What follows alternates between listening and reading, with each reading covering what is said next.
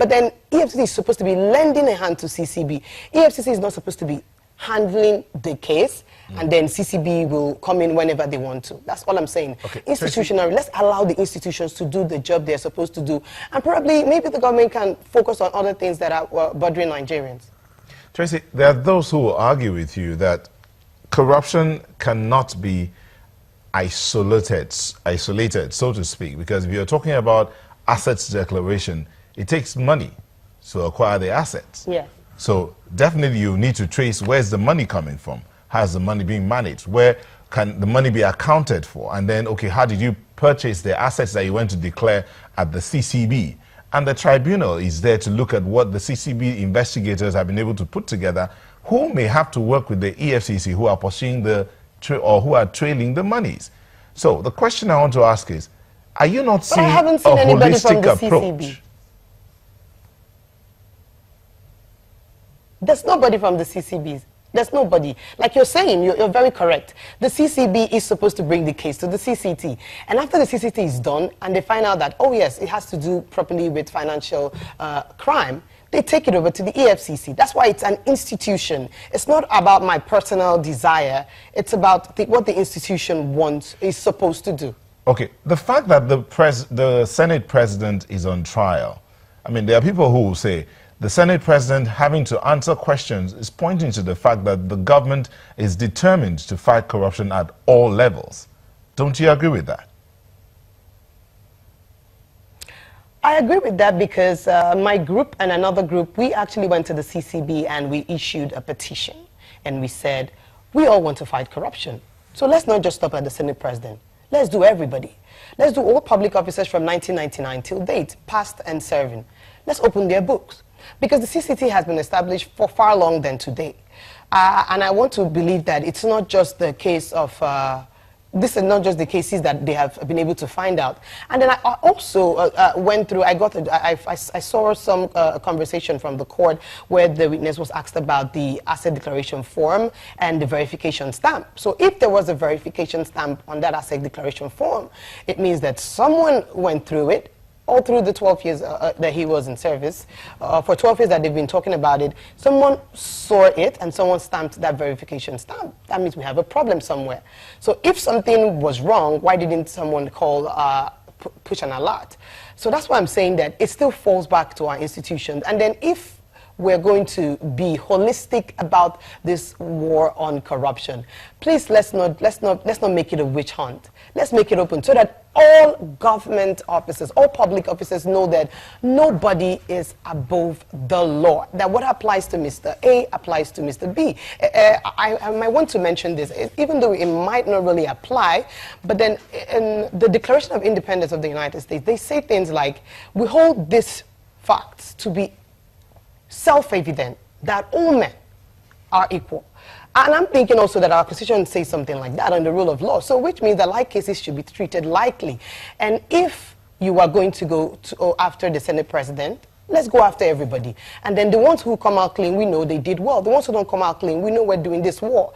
But just because we saw the debacle all go out right there in the National Assembly, the fight for the Senate president, and finally he gets there, and then the fight for the leadership of the House, and then after that, you know, we start having this issue. So it seems to me, because Nigerians are following it, just because people are scared to speak up, that doesn't mean that, you know, Nigerians aren't talking about it. Nigerians are watching keenly. Even the international community is watching keenly to see how we're going to do this.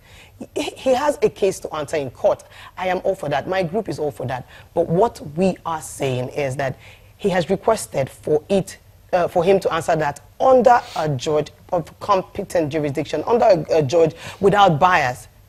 And all of a sudden, I also remember that there have been their documents. I also have them outside. I can show them. There are documents that show that EFCC was carrying out an investigation on the CCT chairman, and all of a sudden, before then, the AGF actually put out a letter to the secretary to the federal government and said, and empowered him and said, please, I want to prosecute this man for, he was alleged to take a bribery of about 10 million.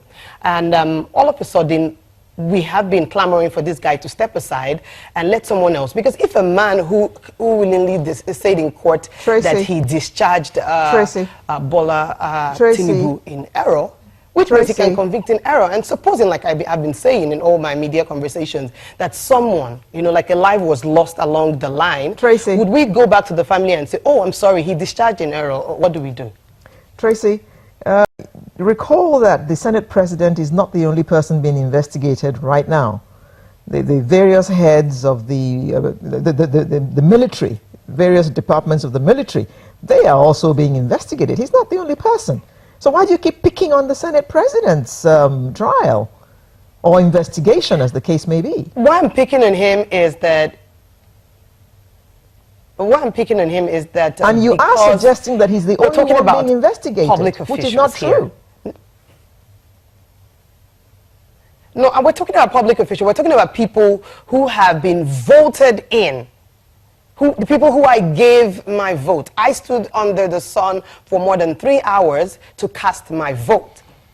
And I have done that since 1999. So all I'm saying, if I give someone the power to serve me, to offer services to me, I should think that I can also call all other people and not just one person. And yes, I'm not just singling the Senate President out. I'm talking about him because that's the current issue that has pervaded the whole media institute. Everybody's talking about CCT. Nobody's talking about Dasuki anymore. Nobody's talking about the Amosus and the Badis anymore. You should know it's not really the new news. It's still news right now.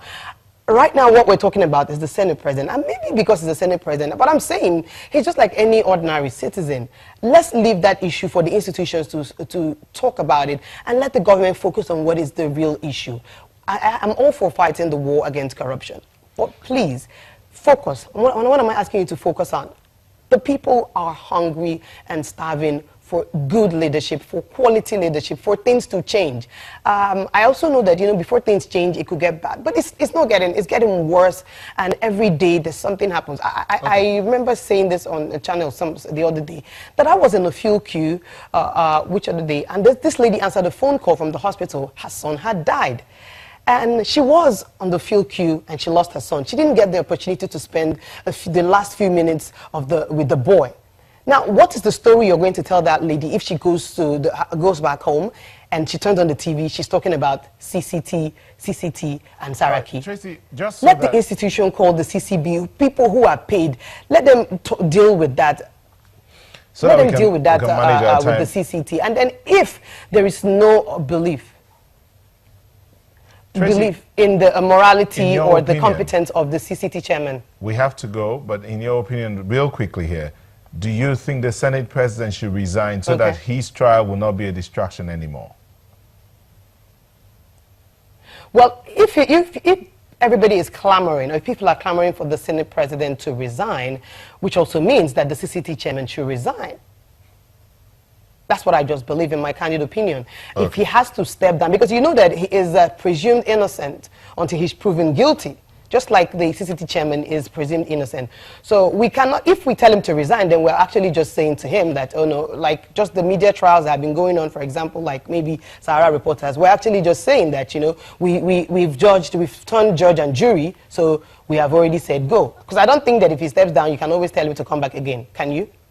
All right, thank you very much, Tracy Okoro, National Coordinator of the New Nigeria Group. On corruption. On corruption. Thank you very much. Sunrise will be back in a moment. Please don't go away.